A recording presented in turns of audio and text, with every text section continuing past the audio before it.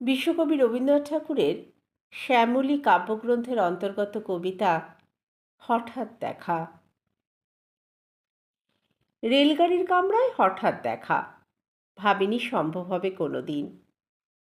আগে ওকে বারবার দেখেছি লাল রঙের শাড়িতে, ডালিম ফুলের মতো রাঙা।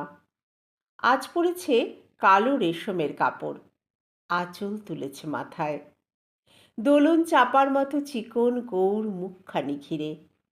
মনে হলো কালো রঙে একটা গভীর দূরত্ব ঘনিয়ে নিয়েছে নিজের চারদিকে, যে দূরত্ব সর্ষে ক্ষেতের শেষ সীমানায়, শালবনের নীলাঞ্জনে।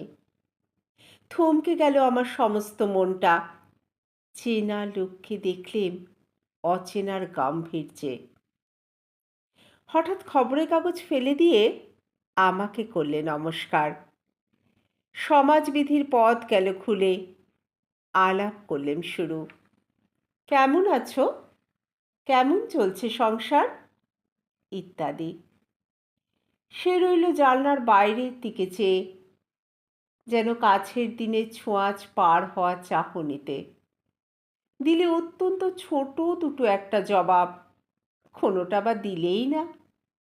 বুঝিয়ে দিলে হাতের অস্থিরতায় কেন এসব কথা, এর চেয়ে অনেক ভালো চুপ করে থাকা। আমি ছিলাম অন্য বেঞ্চিতে ওর সাথীদের সঙ্গে।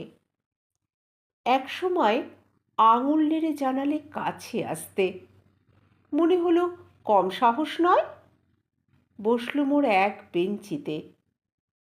গাড়ির আওয়াজের আড়ালে বললে মৃদু স্বরে, কিছু মনে করো না, সময় কোথা সময় নষ্ট করবার। আমাকে নামতে হবে পরের স্টেশনেই। দূরে যাবে তুমি, দেখা হবে না আর কোনো দিনই।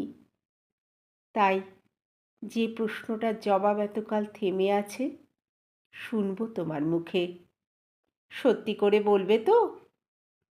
আমি বললেম, বলবো। বাইরের আকাশের দিকে তাকিয়ে শুধোলো, আমাদের গেছে যেদিন একেবারেই কি গেছে, কিছুই কি নেই বাকি? একটুকু রইলেম চুপ করে। তারপর বললেম, রাতের সব তারাই আছে দিনের আলোর গভীরে। খটকা লাগলো, কি জানি বানিয়ে বললেম নাকি। ও বললে, থাক এখন যাও ওদিকে। সবাই নেমে গেল পরের স্টেশনে, আমি চললেম একা।